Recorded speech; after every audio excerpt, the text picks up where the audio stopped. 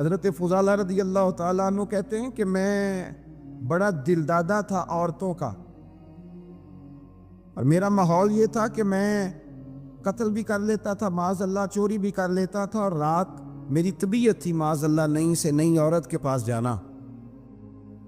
کہتے ہیں ابو جہل نے اعلان کیا کہ جو نبی پاک علیہ السلام کا سر اقدس معاذ اللہ کاٹ کے لائے گا، نقل کفر کفر نہ باشر، 100 سرخ اونٹ انعام ملے گا۔ تو میں نے ارادہ کر لیا کہ میں بہت سارا انعام حاصل کروں گا۔ حضرت فضالہ کہتے ہیں کہ میں نے خنجر تیار کیا اور میں نے بغل میں اس کو چھپایا، اوپر میں نے چادر اوڑھ لی۔ اب مجھے پتا تھا ظہر کی نماز کے بعد نبی پاک صلی اللہ علیہ وسلم طواف کعبہ کے لیے، بیت اللہ شریف کے طواف کے لیے جاتے ہیں۔ کہتے میں بھی اس طرف بڑھا، رستے میں وہ خاتون جس کے گھر میں نے رات آنا تھا، میں نے دروازے پہ دستک دی۔ میں نے کہا کہ تیار رہنا، آج میں بڑے پیسے لے کے آؤں گا۔ اسے میں نے یہ کہا اور پھر میں چلا گیا بیت اللہ شریف کا طواف کرنے۔ کہتے ہیں اللہ کے محبوب بھی طواف کر رہے تھے تو میں نے بھی طواف شروع کر دیا۔ ارادہ یہ تھا کہ جہاں نبی پاک علیہ السلام میرے قریب سے گزریں گے تو موقع پا کر میں حضور کے جسم اقدس پر خنجر کھوپ دوں گا اور معاذ اللہ شہید کر دوں گا۔ کہتے ہیں حضور ایک دفعہ بھی میرے پاس سے گزرے تو میں ہمت نہ کر سکا، دوسری دفعہ بھی پاس سے گزرے تو میں ہمت نہ کر سکا، تیسری دفعہ بھی گزرے تو میں ہمت، نبی کریم صلی اللہ علیہ وسلم 2-3 دفعہ گزرے تو فرماتے ہیں کہ مجھے موقع نہ ملا، اس لیے کہ حضور فرماتے ہیں اللہ نے روب کے ساتھ میری مدد فرمائی، دشمن پر میرا روب طاری ہو جاتا ہے۔ فرماتے ہیں جب چکر پورے ہو گئے تو محبوب کریم نہ چھٹے چکر پہ فرمانے لگے فضالہ چکر ایک رہ گیا ہے، بے خبر ہو جو غلاموں سے واقع کیا ہے، ایک پھیرا رہ گیا ہے۔ کہتے طواف مکمل ہو گیا تو محبوب میرے قریب آئے، فرمایا وہ کام کرتے کیوں نہیں جس کے لیے آئے تھے؟ میں نے عرض کی یا رسول اللہ کون سا کام، کیسا کام؟ اندر تو چور تھا نا، بانج فقیروں کسے نہیں ماریا، اے ہوئی چور اندر دا، اندر چور تھا نا۔ کہتے ہیں حضور نے مجھے کندھے سے پکڑ کے ہلایا، فرمایا کرتے کیوں نہیں؟ جب حضور نے ہلایا تو وہ خنجر بھی پیروں میں گرا اور میں بھی رسول اللہ کے پیروں میں گر گیا۔ میں نے کہا حضور مجھے کلمہ پڑھا دے۔ کہتے ہیں حضور نے پہلے میرے دل پہ دست مبارک پھیرا، پھر میرے نبی نے مجھے کلمہ پڑھا دیا۔ اب مرید ہونے والا کہتا ہے کہ جی آہستہ آہستہ میں ٹھیک ہو جاؤں گا۔ اب وہ آہستہ آہستہ کا کیا ترجمہ ہے یہ بالکل سمجھ نہیں آتی۔ بھائی کسی بندے سے 5 لاکھ روپیہ لینا ہے تو اس سے وہ کہتا ہے جی میں آہستہ آہستہ دوں گا، 500 روپیہ دے دیا کروں گا روز کا، تو کہتے ہیں میری رقم خراب ہوتی ہے، پورے دو۔ اور نیکی کی بات جب آتی ہے تو کہتے ہیں حضرت صاحب دین اتنا سخت نہیں ہے، میں آہستہ آہستہ ٹھیک ہو جاؤں گا۔ اب میں مغرب عشاء پڑھنی شروع کر دیا میں نے، اب میں تسبیح لے لی ہے، کل میں نے بھی آہستہ آہستہ میں ٹھیک ہو جاؤں۔ یعنی رقم لینی ہو تو وہ آہستہ آہستہ قبول نہیں ہے، لیکن اور مکان کی رجسٹری اگر کرانی ہو تو مالک مکان کہے کہ آہستہ آہستہ کرا لو، کہتے ہیں پیسے پورے دیے ہیں، سویرے چل اور بیان دے، یہ کیا بات؟ حضرت فضالہ کہتے ہیں ابھی میں نے کلمہ پڑھا، ابھی میں واپس آیا، رستے میں وہ بی بی کھڑی تھی، کہتے ہیں میں وہ شخص تھا کہ عورتیں مرتی تھی میرے اوپر، اور کسی کی جرت تھی کہ وہ آئے بائیں شائیں کرے، لیکن فرماتے ہیں میں بی بی کے پاس سے گزر گیا۔ پہلے تو اس کا خیال تھا رکے گا، لیکن جب میں رکا نہ تو دروازے پہ آئی، اور جب میں گزر گیا تو اس نے آواز دی، لیکن میں نے سنی انسنی کر دی۔ جب آگے بڑھا تو میرے پیچھے دوڑی، فرماتے مجھے پکڑ کے کہنے لگی فضالہ تجھے کیا ہوا، تو وہی نہیں جو یہاں سے گیا تھا؟ آپ فرماتے میں کبھی نہیں رویا تھا، میں کبھی نہیں رویا تھا۔ اور جب کہا نا تو وہی نہیں، کہتے میں نے سر اٹھایا تو میری آنکھوں میں آنسو تھے۔ میں نے کہا میں جو گیا تھا وہ نہیں ہوں، اب تو میں محمد عربی کا غلام بن گیا، اب میں وہ نہیں ہوں، اب نہیں ہو سکتا کہ کوئی میری نظر میلی ہو جائے، یہ کیسے ممکن؟ دل میں میل کچھ رہ کے نفل پڑھنا، عبادتیں کرنا، ریاضتیں کرنا، صدقات دینا زیادہ نفع بخش نہیں ہوتا۔ دل صاف ہونا تو تھوڑی عبادت بھی کام آ جاتی ہے۔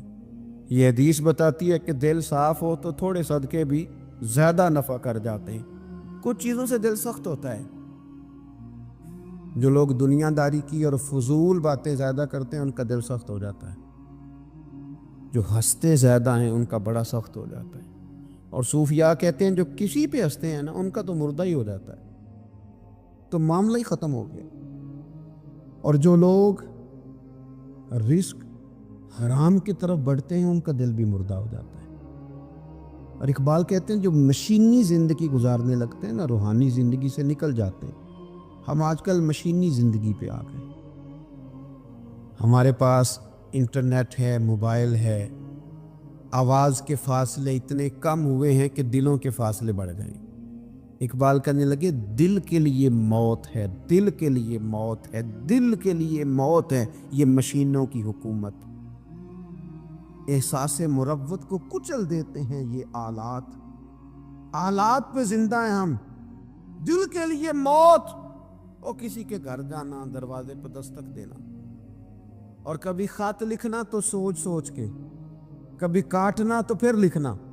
لفظ یہ اس کے شایان شان نے یہ جملہ میں نے بدل دیا ہے، لیکن اب بے باکانہ گفتگو ہے، تو مجھے وائس کر دے میں تجھے وائس کر دوں گا، حال ہی کوئی نہیں۔ تو کیا کوئی سوچے گا، کیا کوئی لکھے گا، کیا کوئی اس میں خوبصورتی کے رنگ بھرے گا؟ سخت ہو جاتے ہیں دل جب آپ مشینوں کی زندگی میں زندہ رہتے ہیں۔ دل نرم کیسے ہوتے ہیں؟ میرے نبی پاک نے فرمایا یتیم کے سر پہ ہاتھ پھیر رب تیرا دل نرم کرے گا۔ اگر زنگ لگ جائے دل کو تو اللہ کا ذکر کر، قرآن پاک کی تلاوت کر، اللہ تیرے دل کو نرم کر دے گا۔ اور پھر فرمایا کہ اگر دل سخت ہو جائے تو موت کو یاد کر، تیرا دل نرم ہو جائے گا۔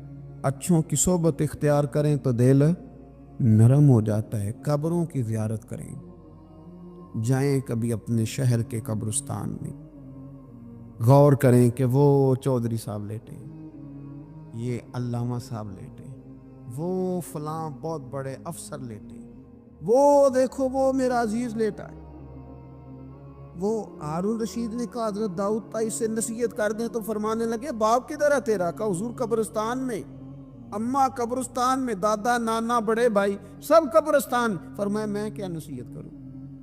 او پہیاں دس دیاں نی قبراں جنہاں تے پھول پے، ادھروں کوئی بھی نہیں آمدا، تے ادھروں لکھاں گئے، تے سہ جوڑ سنگت دے ڈٹھے، سہ جوڑ 100 سال کی دوستیاں، سہ سال سنگت دے ڈٹھے، او تکو آخر وتھاں پئیاں، اور جنہاں بعد جسی پل نہیں سنجیندے، ایک پل نہیں سنجیندے، پھر وہ شکلاں بھی یاد نہ رہیاں۔ سہ جوڑ کا یہ کوئی کم ہے دل کو نرم کرنے کے لیے؟ تیرے پاس موت کا تذکرہ، قبروں کی زیارت کو تھوڑی ہے؟ یہ چیزیں دل نرم کرتی ہیں، یاد نرم کرتی ہیں چیزیں دل۔ پتہ ہے سب سے بڑی بیماری کیا ہے بندے کی؟ خوفناک علامت کیا ہے دل کے بیمار ہونے کی؟ کہ کوئی بندہ بیماری میں ہے اور ادھر ایک بندہ اس کو دیکھ کے خوش ہو رہا ہے، کسی کو زوال آ گیا ہے، کاروبار ڈوب گیا ہے، اور یہ دیکھ کے خوش ہو رہا ہے۔ مر گیا ہے اس کا دل، مردہ ہے، اندر کوئی دل نہیں اب۔ یعنی ایک بندہ رسوا ہو گیا اور یہ خوش ہو رہا ہے، دیکھا میں نے نہیں کہا تھا۔ جب کوئی کسی کی رسوائی، کمزوری اور کسی کے زوال پر راضی ہونے لگے تو پھر سمجھ لے کہ اس کا حال اتنا برا ہو گیا ہے کہ اب یہ اخلاقی طور پر مردہ زندگی گزار۔ ہمارا اب یہ حال ہے کہ ہم لوگوں کے دکھوں پر ہنسنے لگے۔ ہم کسی کے ہاں کوئی شخص تکلیف میں آتا ہے تو ہم اس کو کہکہوں میں اڑاتے ہیں۔ یارو زندہ قومیں یہ کام نہیں کرتی، زندہ قومیں یہ کام نہیں کرتی۔ میرے نبی پاک صلی اللہ علیہ وسلم نے فتح کے موقع پر بھی گردن کو جھکا کے بتایا کہ جب رب عروج دے تو پھر اللہ کی بارگاہ میں جھک جایا کرو۔ کسی شخص کے پتہ ہے، ایک حدیث سنو، یہ مسلم شریف میں موجود ہے، حضور نے فرمایا ایک بندہ گناہ کرتا تھا پھر اس نے توبہ کر لی، اگر کسی نے دوبارہ اسے وہ گناہ یاد کرایا کہ تو یوں ہوتا تھا، اگر کسی نے اسے دوبارہ گناہ یاد کرایا تو یاد کرانے والے کو اللہ سزا کے طور پر مرنے سے پہلے پہلے اس گناہ میں مبتلا کر دے گا۔ خفیہ تدبیر آئے گی اللہ۔ جس کو اللہ نے معاف کر دیا، زمین آسمان بھول گئے، فرشتوں کے دفتر سے اس کا گناہ محو کر دیا گیا، تو نے کیوں یاد رکھا؟ لیکن ہمارے دل اس طرح کے ہیں، خیر کی خبریں نہیں دیتے ہم خیر کی خبر نہیں دیتے، مثبت بات نہیں کرتے، ہمارے رویے دوسروں کے بارے میں سخت ہیں۔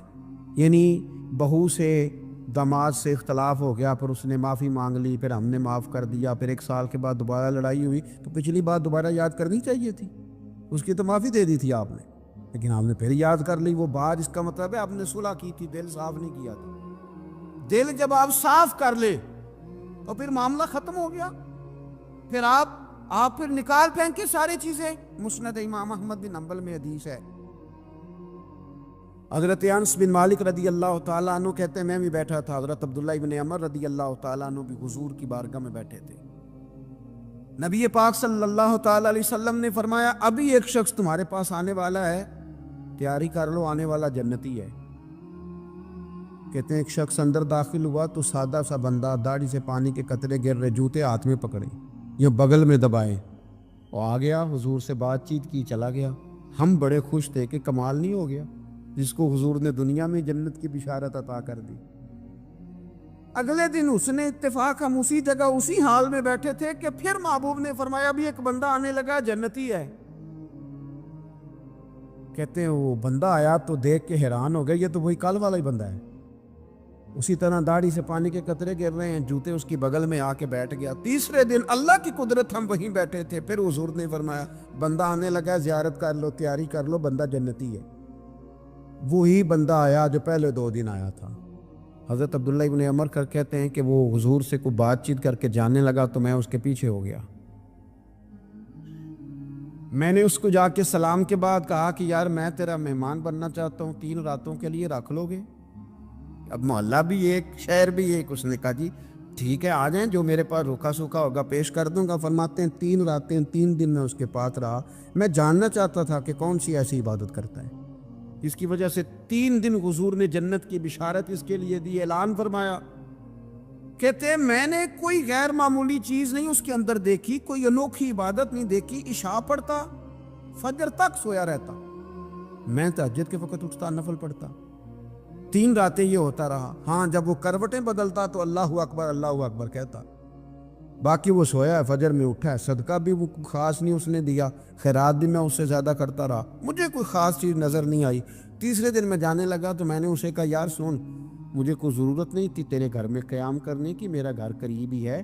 وہ تو کمال یہ ہے کہ نبی کریم علیہ السلام نے اپنی زبان فیض ترجمان سے، یعنی وہ زبان جس کو سب کن کی کنجی کہیں، اس کی نافذ حکومت پہ لاکھوں سلام، حضور نے 3 دن تجھے مسلسل جنتی کہا ہے۔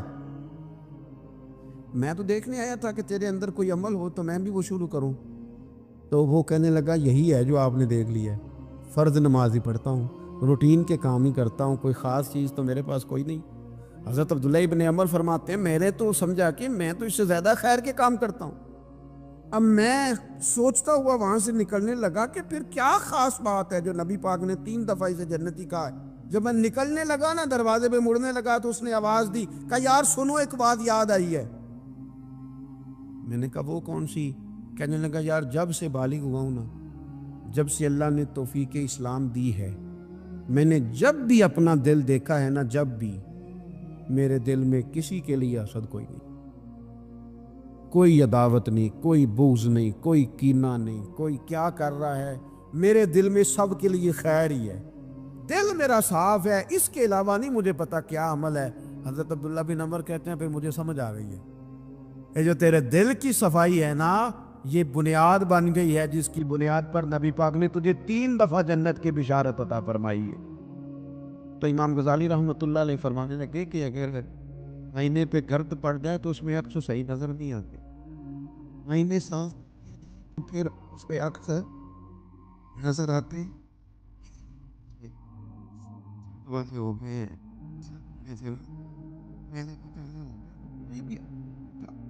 سختی طبیعتوں کی، مزاجوں کی سختی، دوسروں کے بارے میں ڈاٹے جذبات، ہمارے رویے ڈاٹے، ہماری طبیعتیں سخت۔ حضرت عبداللہ ابن مسعود رضی اللہ تعالیٰ عنہ نے ایک شخص کو جنازے کے موقع پہ ہنستا ہوا دیکھ لیا، فرمایا آج کے بعد تیرے ساتھ کلام نہیں کروں گا۔ جس کا جنازہ دیکھ کے بھی دل نرم نہیں ہوا اور قبرستان دیکھ کے بھی دل نرم نہیں ہوا، وہ تو سخت دل بندہ، سخت دل بندے سے دوستی کبھی نہیں رکھوں گا، میں تو درد دل والوں سے پیار کروں گا، تیرے ساتھ میں کلام نہیں کرتا۔ تو کس طرح کا شخص ہے بھائی، جسے یہاں آ کے بھی ہنسی آ رہی ہے، مذاق سوچ رہا ہے؟ تو دل کی نرمی میرے نبی پاک صلی اللہ علیہ وسلم نے نا دل پر، ہم نے نا کپڑوں پر بڑی محنت کی، ہم نے چہروں پر بڑی محنت کی، ہم نے اپنے ظاہر کو سنوارنے پر ہم نے اپنے حق میں بڑے بڑے لفظ یاد کیے، بڑی کہانیاں یاد کی، پر دل کے لیے محنت، اس پر محنت ہی نہیں کی۔